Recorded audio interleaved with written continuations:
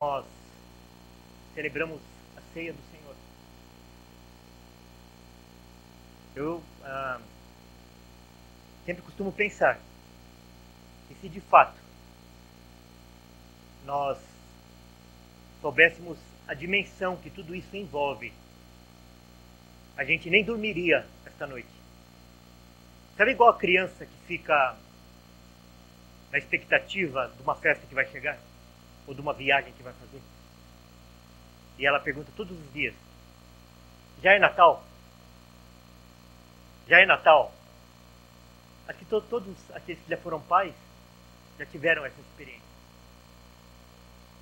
E o nosso coração, se nós tivéssemos a dimensão de quem nós somos, do que Cristo fez por nós e do que isso significa, nós também seríamos assim.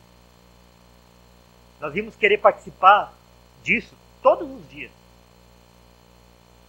Então a primeira pergunta que eu preciso fazer para mim é como eu me preparei para participar desse momento. Jesus, quando participou da última ceia, ele falou isso para os discípulos, da expectativa que ele tinha em participar daquele momento. E muitas vezes esse momento não passa de um incidente na nossa vida. Se eu participo, se não der, eu não participo. E de qualquer jeito.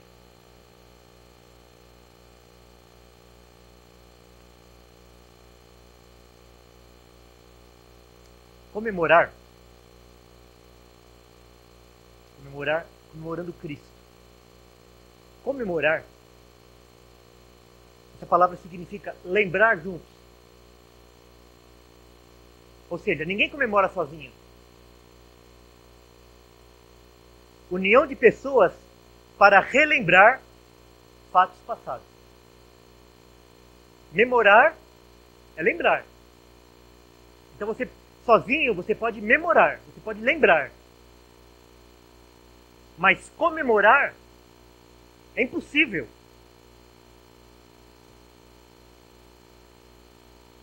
Isso aqui é alguns trechos lá da última ceia, narrada pelo evangelista Lucas. Ele diz assim, palavras de Jesus: tenho desejado ansiosamente comer convosco esta Páscoa.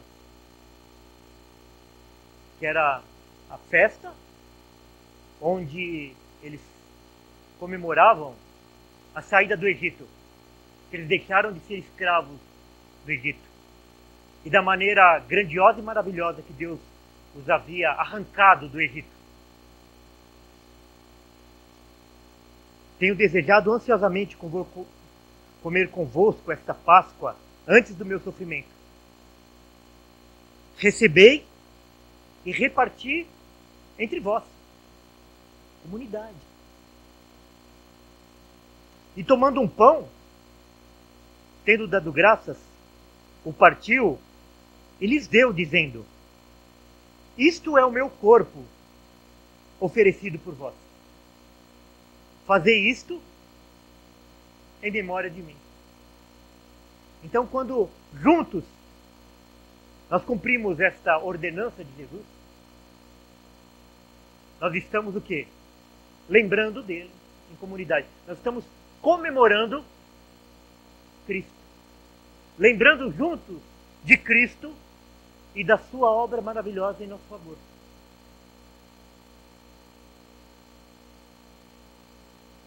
Quem creu em nossa pregação? E a quem foi revelado o braço do Senhor? Aqui o profeta inicia a narração dessa profecia falando o seguinte: quem é que vai dar crédito para isso que nós estamos falando? Para quem é que Deus vai revelar essas verdades? Porque na realidade, o homem é sempre o mesmo.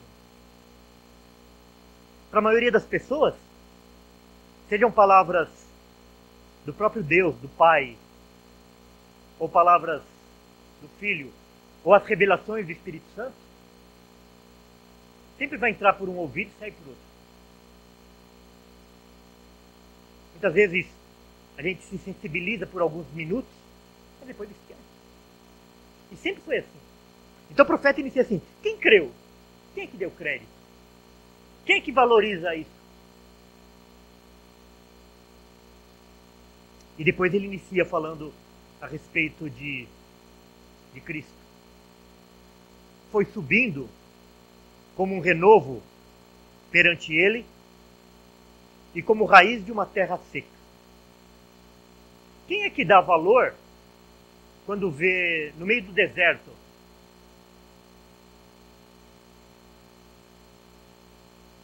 ou no meio de um local onde não há umidade nenhuma, onde não há chuva, onde não há água, um brotinho, uma árvore bem pequenininha? Ninguém dá valor. Aquilo não tem beleza nenhuma. Aquilo não tem cor, aquilo não tem vida.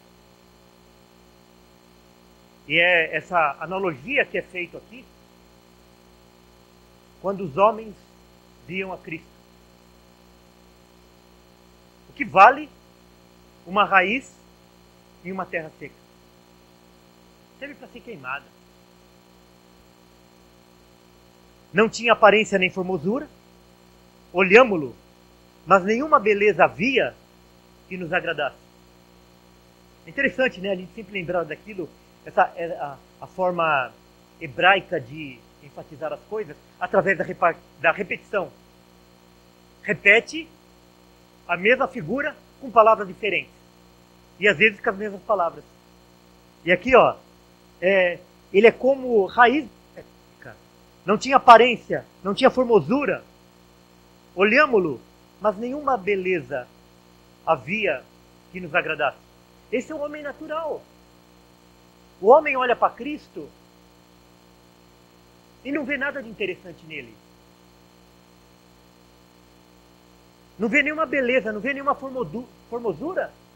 Nada que o atraia. Esses somos nós. Sem que Deus trabalhe no nosso coração. Se Deus não trabalhar no nosso coração, Ele está falando de nós. A gente olha Cristo, não vê nada de interessante nele. Era desprezado e o mais rejeitado dos homens. Homem de dores e que sabe o que é padecer. E como um de quem os homens escondem o rosto, era desprezado e dele não fizemos caso. De novo, ressaltando o desprezo a que foi submetido o Messias. Quando ele passava, os homens meneavam a cabeça. Pobre coitado. Essa é a figura do Cristo, do servo sofredor.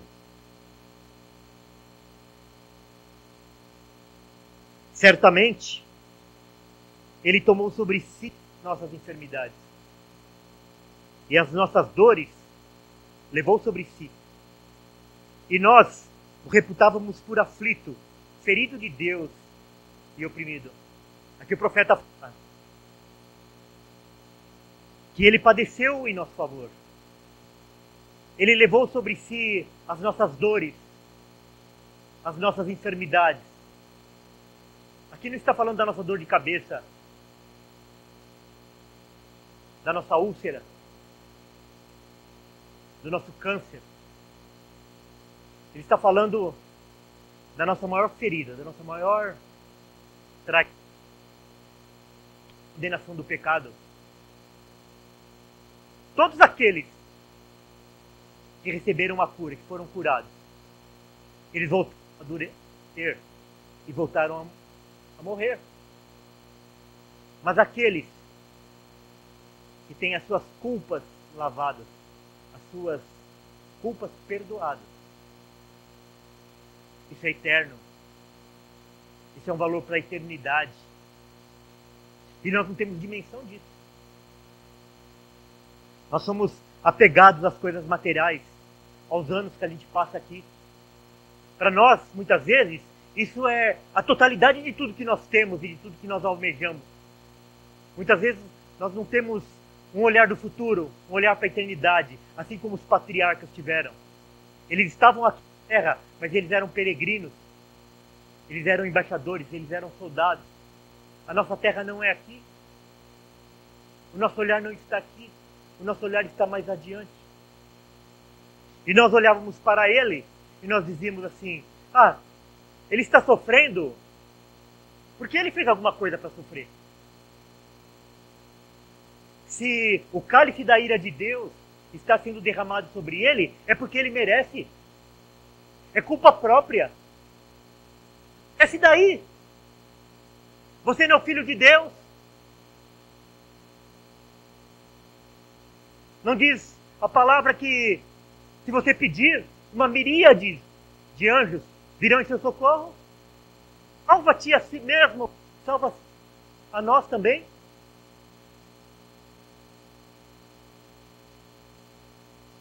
Mas ele foi traspassado pelas nossas transgressões e moído pelas nossas iniquidades.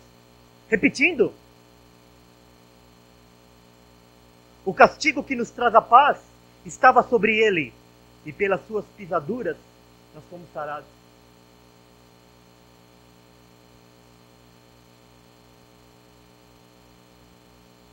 O homem sem Deus, o homem sem Cristo, ele é inimigo de Deus. Quando nós falamos que Cristo é a nossa paz, é porque é através de Cristo que a nossa amizade com Deus é restabelecida. Fora de Cristo, todos os homens são inimigos de Deus. Irmãos, quando nós temos comunhão íntima com alguém que não pertence a Cristo, nós estamos nos associando com alguém que é inimigo de Deus.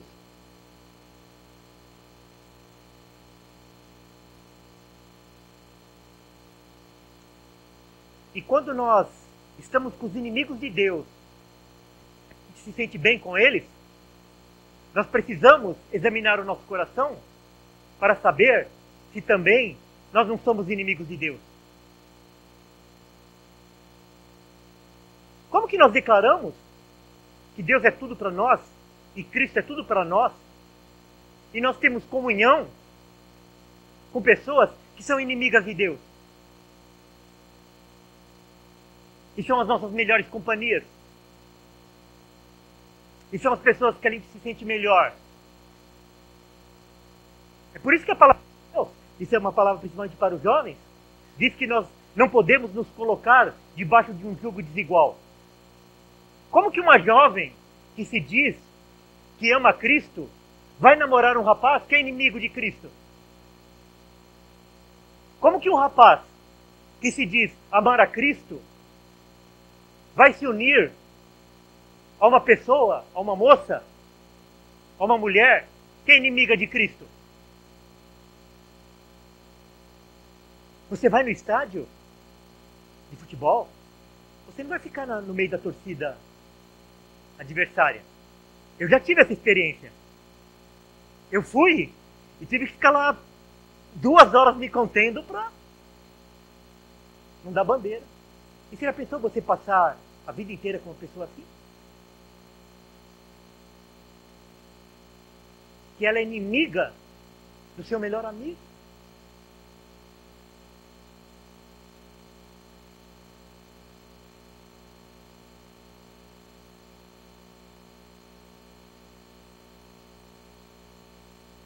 Todos nós andávamos desgarrados como ovelhas.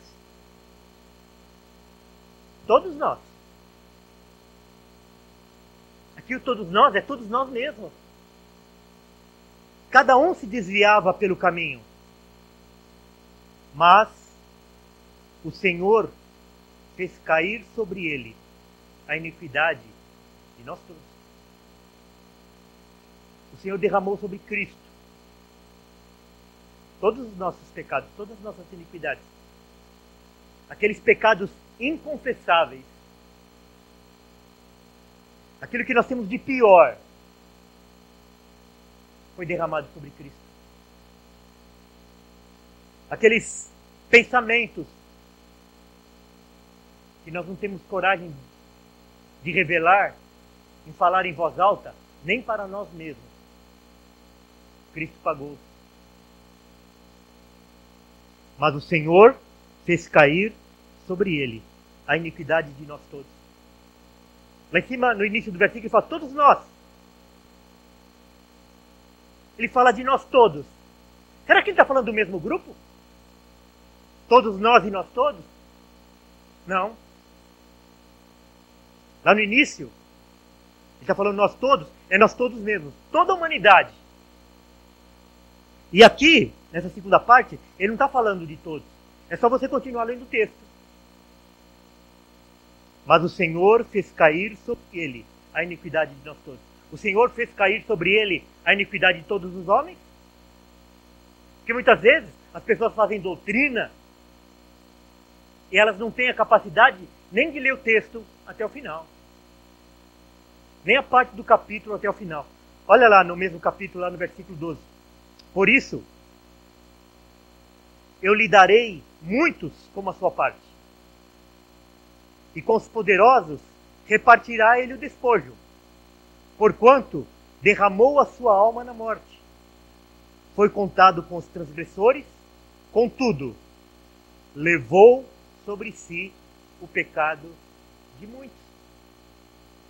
E pelos transgressores intercedeu. Então aquela segunda parte do versículo. Mas o Senhor fez cair sobre ele a iniquidade de nós todos. Nós todos quem? Aqueles que foram resgatados por Cristo. Aqueles pelos quais Cristo morreu particularmente. Uma morte determinada, uma morte eficaz. Quais são as características do servo sofredor, então? Broto numa terra seca, sem aparência, sem formosura, sem beleza, desprezado, rejeitado, homem de dores, sabe o que é padecer, um de quem os homens escondem o rosto, era desprezado, e dele não fizemos caso.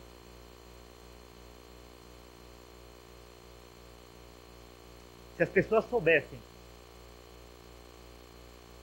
de quem de fato é você, era dessa forma que elas iriam te ver. Se as pessoas soubessem de fato quem eu sou, era dessa maneira que elas iriam me ver. Então,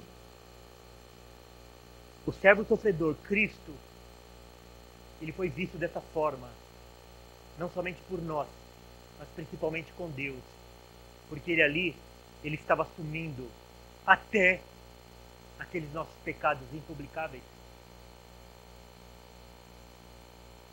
O pior de nós, o pior das nossas ações, o pior das nossas omissões, o pior dos nossos pensamentos, todas as nossas transgressões, ele levou sobre si. É por isso que o cálice da ira de Deus se derramou sobre ele. É por isso que o Pai o abandonou. É por isso que no momento ele teve que gritar: meu Deus, por que me desamparaste? Deus ousou abandonar Cristo, porque nesse momento ele era o nosso representante, ele era o nosso substituto. Ele estava estava encarnando todas as nossas culpas. Ele era a figura do mais vil pecador, do maior dos pecadores.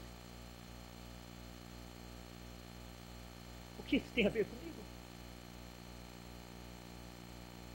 Todas essas coisas. O que isso tem a ver? É bonito, é dramático, é emocionante. Mas o que isso me afeta? Quem creu em nossa pregação e a quem foi revelado o braço do Senhor. Isso tem a ver comigo e com você, porque nós precisamos lembrar que Deus é Senhor. E o Senhor aqui não é nesse sentido moderno, em que a gente usa essa palavra apenas como um tratamento de educação.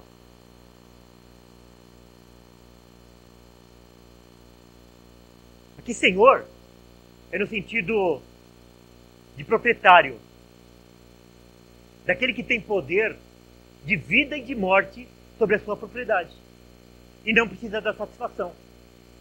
É como no relacionamento de o Senhor e o seu escravo, em que o escravo é apenas propriedade e é contado como é contada a terra, como é contada a casa, como é contado o dinheiro, como é contado o gado.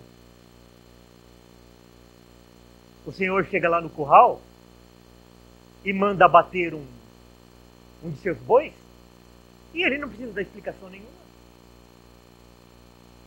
E o boi também não pede explicação. E é assim que o Senhor é sobre toda a sua criação. Paulo pergunta aos romanos: quem é você para discutir com Deus? Deus pergunta para Jó: eu vou fazer algumas perguntas para você, eu quero saber se você sabe alguma coisa e depois você me falar. Diz o insensato no seu coração: não há Deus. Como se isso mudasse o fato de Deus existir ou não. Aquilo que os homens acreditam não mudam a realidade das coisas. Não muda a realidade das coisas. As coisas existem. O homem acreditava que tudo girava em torno da Terra. E nem por isso girava. Depois ele acreditava que tudo girava em torno do nosso sistema solar. Mas as coisas sempre foram iguais, independente daquilo que os homens acreditavam ou não.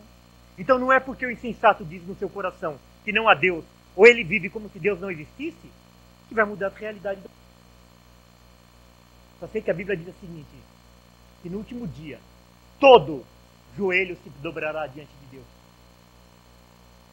Ou por gratidão, ou por medo. O truque mais esperto do diabo é convencer as pessoas de que ele não existe. Então, tanto aquele que acredita que Deus não existe, ou que o diabo não existe, ele vive tranquilo. Ele vive igual um animal na realidade. Ele senta de manhã, toma o seu café, levanta da sua cama, toma o seu leite, come o seu pão, e aquilo tudo é fruto do trabalho dele. Deus não tem nada a ver com aquilo. Deus não tem nada a ver com a vida dele. A vida dele é o resultado direto do acaso e da capacidade dele. E muitos que se dizem cristãos vivem da mesma forma. Eu sei que tem muitas pessoas que têm justificativa para não estar aqui nessa manhã. Tem pessoas que têm justificativa. Mas outras estão aqui porque trabalharam demais durante a semana. Estudaram demais durante a semana. Agora isso é bobagem. Isso é legalismo.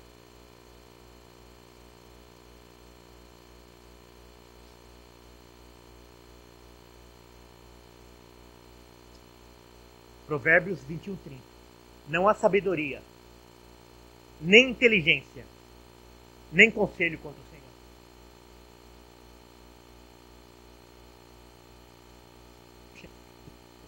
Ele é rei. Ele é dono. Ele exerce governo, ele exerce sabedoria. Ele está sentado no seu alto e sublime trono. Ele não está de férias enquanto o diabo está agindo. O diabo e todos os principados estão debaixo da autoridade de Deus. Esteve e sempre vai estar. Deus é Senhor. E Ele diz que o salário do pecado é a morte. Ele faz a lei e ele julga, é ele quem determina. E não adianta você dizer assim, eu não concordo. Chega diante do juiz e você é condenado e fala assim, eu não concordo com isso. O que adianta? Depois que esgotar os seus recursos, não tem o que você falar. Você vai cumprir a sentença, quer queira, quer não. Gênesis 2, 16 e 17.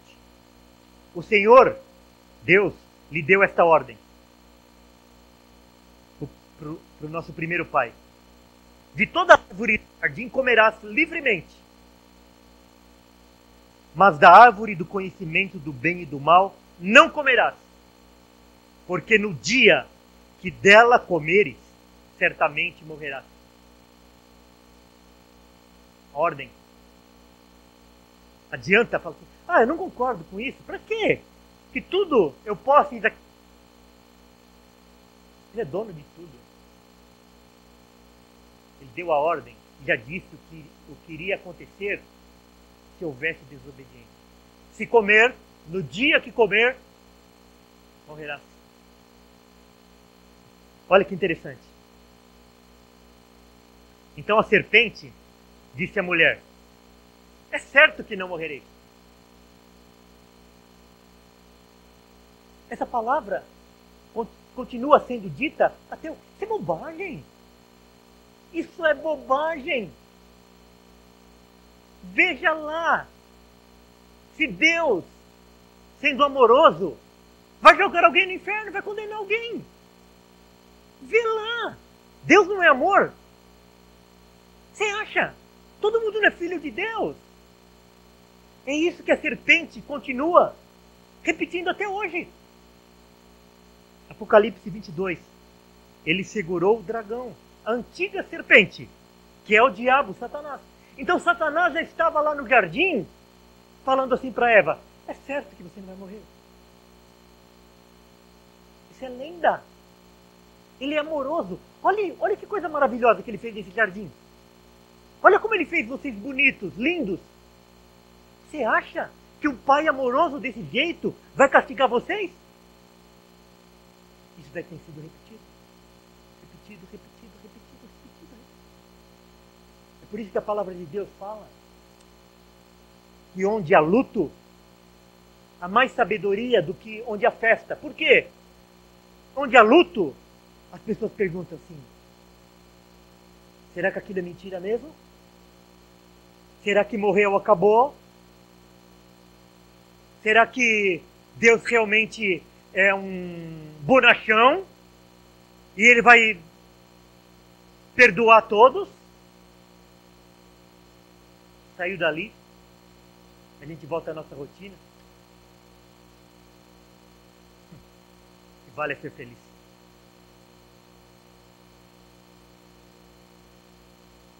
Eis que todas as almas são minhas, como a alma do Pai, também a alma do Filho é minha. A alma que pecar, essa morrerá. É por isso que ele fala que ele visita a maldade dos pais dos filhos até a terceira, quarta, quinta geração. Por quê? Porque os filhos, se os filhos repetirem aquilo que os pais fizeram, a alma dele também morrerá. Não significa que a maldade do pai será descontada no filho. Não. É porque o filho repete a maldade do pai. E o pai vai pagar pelas suas culpas. E o filho vai pagar pelas suas culpas. Porque ambas, tanto do pai como do filho, pertencem a Deus.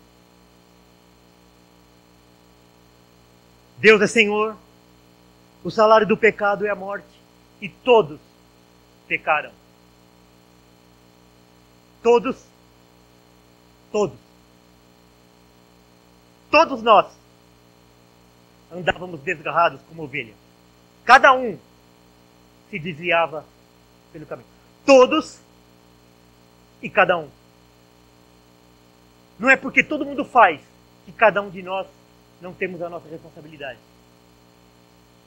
Nós andávamos desgarrados, mas cada um se desviava pelo seu caminho. Deuteronômio 8:20. Como as nações que o Senhor destruiu de diante de vós, assim perecereis, porquanto não quisestes obedecer à voz do Senhor vosso Deus. Romanos 5:12. Pelo que, como por um homem entrou o pecado no mundo, e pelo pecado a morte, assim também a morte passou a todos os homens, por isso que todos pecaram. O que tem a ver com Adão? Como que Deus faz isso? Adão peca e eu pago o pato? Sim. Sim. Sabe por quê? Porque Deus é o Senhor. E não adianta você reclamar que eu não aceito, eu não concordo. Deus é Senhor. É Ele quem faz as leis. É Ele quem julga. É Ele quem vai punir. No dia que nós somos julgados, é a palavra dele que vai ser aberta na nossa frente.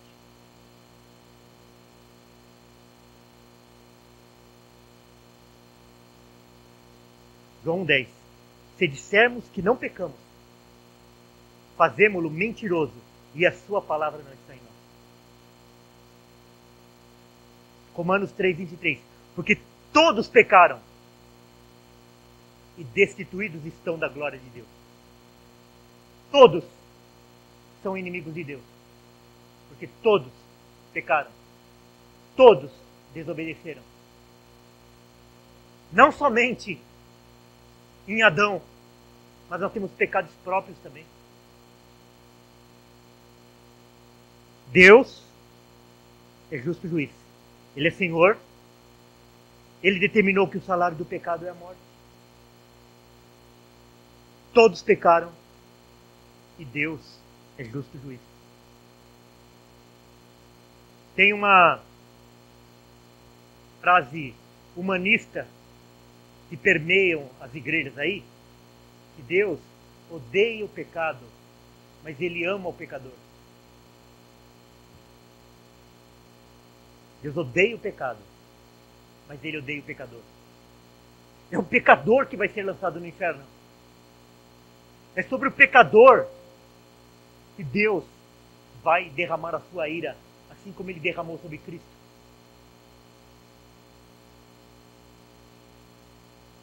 Maldito aquele que não confirmar as palavras desta lei, não as cumprindo. Aquele que não cumpre todas as palavras dessa lei é o quê? É maldito. Uma desobediência gerou a morte de todos os homens. Uma. Toda a criação foi abalada.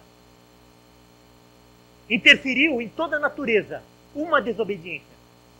Um fruto proibido que foi comido. E nós achamos que nós podemos levar a nossa vida e fazer aquilo que nós quisermos. Isso não vai ter consequência nenhuma. E quando nós não cumprimos toda a lei de Deus, a vida inteira, nós somos o quê? Malditos. Nós somos anátemas. Nós somos desgraçados. Nós somos como leproso. Ah não, mas Deus é meu chapa. Você já viu falar nisso? Que Deus é meu chapa? O cara lá de cima, eu me entendo com ele? Ai, sabe o que significa isso? Ai, quer dizer, coitado. Coitado. Que ao mal chamam bem. E ao bem, mal. Isso está falando da nossa geração, do século XXI, na nossa sociedade. É bom, é mal. E o que é mal é bom. Que fazem da escuridade luz e da luz escuridade. Põem o amargo por doce e o doce por amargo. Quer dizer, mudam todos os valores de Deus. Aquilo que é bom para Deus é ruim para o homem. Aquilo que é certo para Deus é mal para o homem, é errado para o homem. Aquilo que Deus ama, o homem odeia. E aquilo que Deus odeia, o homem ama. Ai daqueles que assim procedem. Disse o Senhor ao meu Senhor: assenta-te à minha direita, até que eu ponha os teus inimigos debaixo dos teus pés. Sabe qual é essa figura? Colocar os inimigos debaixo dos pés. Sabe qual é a figura? É a figura de pisar. Assim como o viticultor pisa as uvas para extrair dela todo o suco e dali ser feito o vinho. Essa é a figura utilizada, o que Deus vai fazer com seus inimigos. Com aqueles que violaram a sua palavra. Com aqueles que não cumpriram toda a sua palavra. Olha Apocalipse 14, versículo 14, 19 e 20. Olhei, e eis uma nuvem branca, e sentado sobre a nuvem, um semelhante a filho de homem, tendo na cabeça uma coroa de ouro, e na mão uma foice afiada. Quem é esse? Cristo. Então, o anjo passou a sua foice na terra, e vindimou a videira da terra, e lançou-a no grande lagar da cólera de Deus. E o lagar foi pisado fora da cidade, e correu sangue do lagar até aos freios do cavalo. Essa é a figura da ira de Deus contra os pecadores. Assim como o lavrador pisa as uvas, o Senhor vai pisar todos os seus inimigos. Essa figura não combina com aquilo que os homens falam a respeito de Deus. De um Deus tolerante. De um Deus que aceita qualquer culto. De um Deus que aceita qualquer coisa.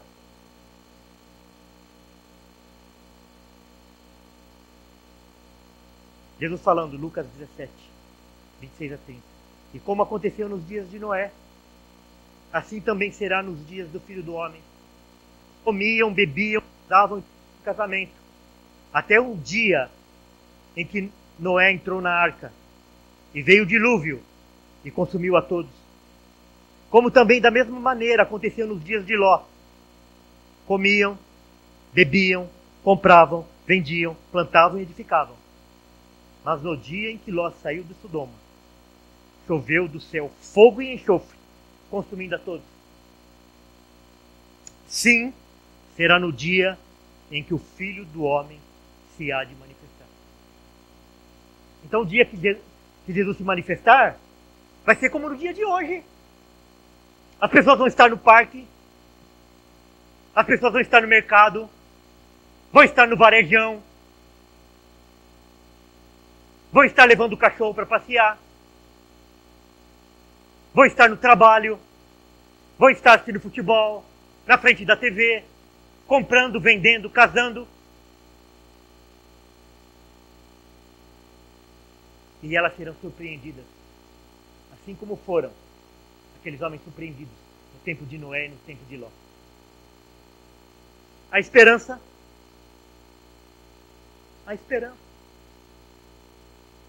Todos pecam. O salário do pecado é a morte. Deus não deixa um pecado sem punição. Aparentemente não há esperança. Não tem saída. Deus é justo juiz. Nenhum pecado Ele deixará sem punição.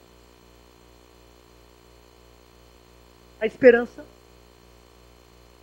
ou para nós falar desespero, serpentes, raça de víboras, como escapareis da condenação do inferno? Jesus está falando aqui para os fariseus. Eles achavam que iam escapar da condenação praticando obras da lei, que eles poderiam fazer alguma coisa para escapar da ira vindoura. E Jesus fala assim: serpente, raça de víboras. Nossa esperança está lá, no versículo 6. Mas o Senhor fez cair sobre ele a iniquidade de nós todos. Mateus 4,16. O povo que jazia em trevas viu grande luz.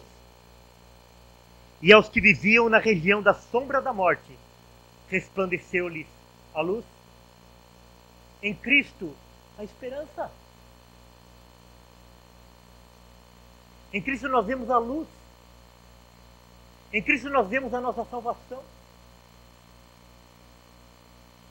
Em Gálatas 3,13, Paulo fala assim: Cristo nos resgatou. Percebe a figura utilizada aqui? Não é? Olha, se você quiser, venha. Usa a figura do resgate. Aquela pessoa que é arrebatada, que é arrancada. Cristo nos resgatou da maldição da lei. Você já fez um penhor na Caixa Econômica? Daí chega no dia do resgate, você vai lá e paga o valor do penhor. E fala assim: olha, eu quero meu relógio. Daí o relógio fala assim para você: eu não quero ir. Acontece isso?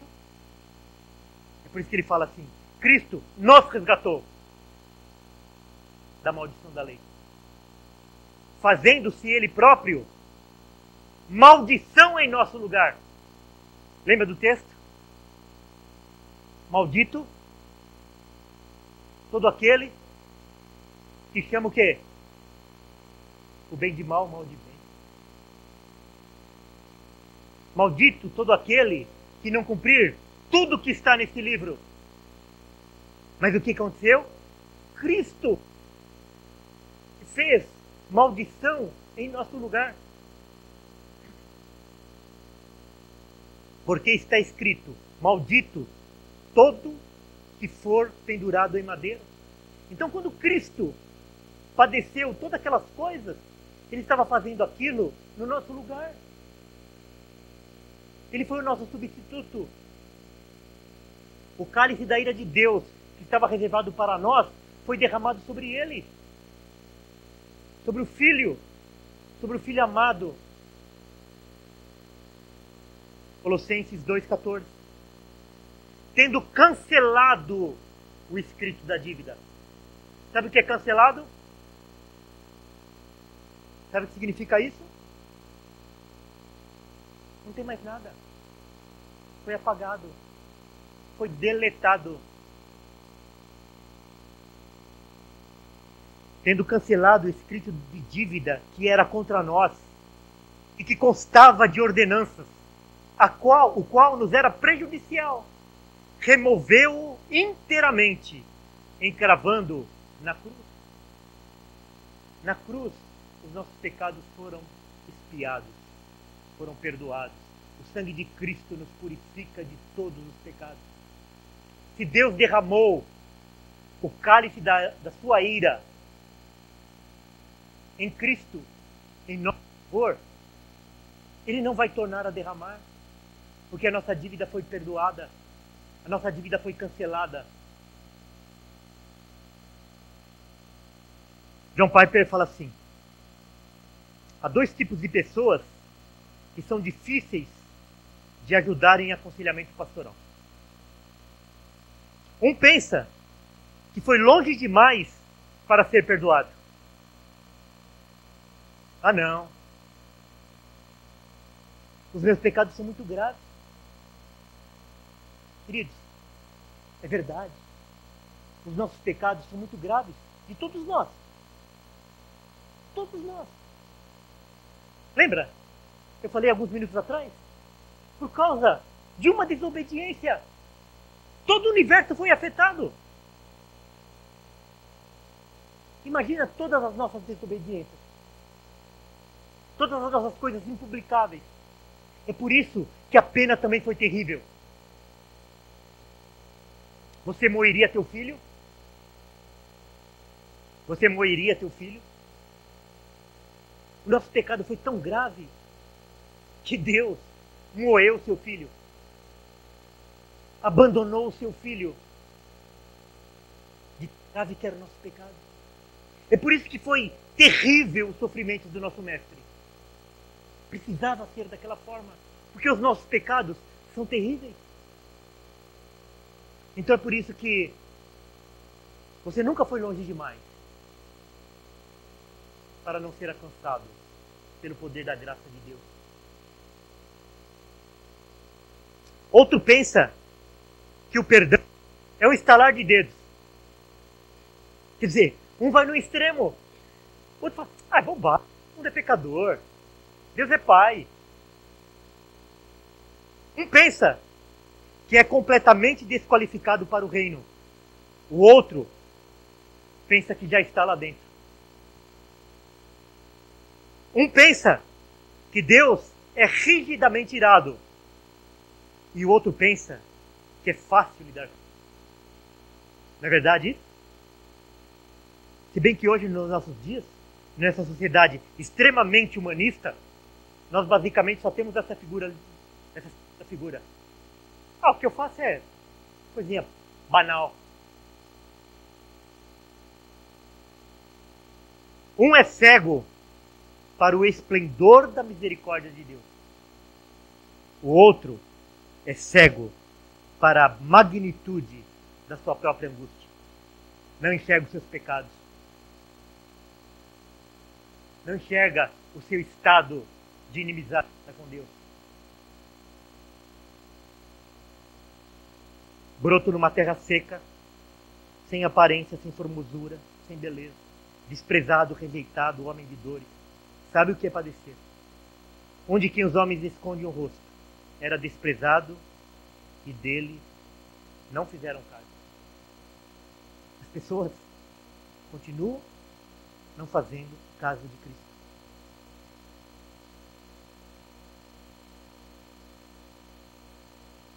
O que isso tem a ver comigo? Ou Cristo é tudo para você, ou ele não é nada. Não pense que ele vai aceitar um pouco de atenção, um pouco de adoração, um pouco de dedicação. Ou ele é tudo, ou ele é seu tesouro, ou ele não é nada para você. Atos 4:12. E em nenhum outro há salvação, porque também debaixo do céu nenhum outro nome há, dado entre os homens, pelo qual devamos ser salvos. Essa semana eu estava falando lá com um cliente, eu estava falando sobre isso com ele, e daí eu falei assim, você vai no médico, e no caminho você está cheio de fé. Você está sinceramente seguro de que aquele exame vai dar negativo. Sinceramente acredita naquilo. Que o exame vai dar negativo. E chega lá o médico e fala assim, deu positivo. Adianta alguma coisa você acreditar sinceramente de que aquele exame iria dar negativo? Adianta alguma coisa? Muda a realidade das coisas? E nós achamos que vai salvar as pessoas é a sinceridade. Ah, aquela pessoa, ela é religiosa. Ela é sincera. Deus, ele vai atender a sinceridade da pessoa. Irmãos, Deus moeu o seu filho para resgatar homens. Vocês acham que Deus vai trocar isso a troco da sinceridade? Quando eu escolho fazer alguma coisa para agradar a Deus, eu estou agradando a mim mesmo, não a Deus. Se eu vou dar um presente para a Lenice, com aquilo que eu gosto e não aquilo que ela gosta, eu estou agradando a mim mesmo. Quando eu adoro a Deus da maneira que eu quero adorar a Deus, eu estou adorando a mim mesmo, não a Deus. Ele é Senhor. É Ele quem determina a maneira que Ele deve ser agradado. E Ele só é agradado através de Cristo. Ele só aceita o nosso culto através de Cristo. Ele só aceita as nossas obras através de Cristo. E nós só pertenceremos à família de Deus através de Cristo. Não há outro caminho. As pessoas vão sinceramente para o inferno. Porque elas desprezaram a Cristo. Cristo é a nossa esperança. Cristo é a nossa única esperança. Para quem iremos nós? Pedro falou assim: Senhor, para quem iremos nós? Só Tu tens as palavras de vida eterna. Eu queria encerrar lendo Isaías 12.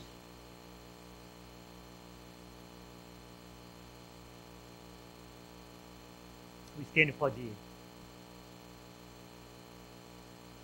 Graças te dou ao Senhor, porque ainda que tiraste contra mim, a tua ira se retirou e tu me consolas. Eis que Deus é a minha salvação, confiarei e não temerei. Porque o Senhor Deus é a minha força e o meu cântico. Ele se tornou a minha salvação. Vós com alegria tirarei águas das fontes da salvação. E direis naquele dia: dai graças ao Senhor, invocai o seu nome, tornai manifestos os seus feitos entre os povos. Relembrai que é excelso o seu nome. Cantai louvores ao Senhor, porque fez coisas grandiosas. Saiba-se isto em toda a terra. E jubila, ó habitantes de Sião, porque grande é o Santo de Israel no meio de ti. Louvado seja Deus. Exulta e jubila, ó habitante de Sião. Relembrai que é excelso o seu nome. Irmãos, é para isso que nós viemos aqui nessa. Nós viemos aqui para lembrarmos de Cristo, daquilo que Ele fez por nós. Ele nos resgatou das trevas. Deus sacrificou o seu Filho na cruz para que nós fôssemos seus filhos. Nós só nos tornamos filhos de Deus porque Ele desprezou seu único Filho. Ele só nos chamou para a sua família porque Ele moeu o seu próprio Filho. Você tem alguma coisa a ver com isso? Isso afeta seu coração? Isso afeta a sua vida? Isso afeta a sua segunda-feira? Isso afeta a maneira de você relacionar com as pessoas? Você é convidado para participar dessa mesa. Agora, se nada faz sentido para você, você é convidado a não participar. Vamos ter um momento de reflexão, de nós pedirmos a misericórdia de Deus sobre a nossa vida. Porque até para isso fazer diferença na nossa vida, depende dele trabalhar na nossa vida. Porque nós somos cegos, nós somos surdos, o nosso coração é duro.